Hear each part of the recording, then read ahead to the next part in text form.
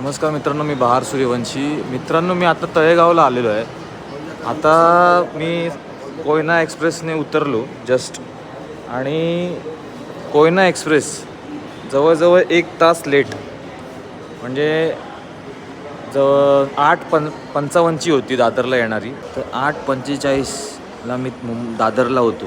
ठीक आहे, दादरला होतो तर 8:55ला गाडी यायला पाहिजे होती. तर 8:55 ते 9 वाजेपर्यंत 9:10पर्यंत काहीच अनाऊन्समेंट नाही, कसलीच नाही.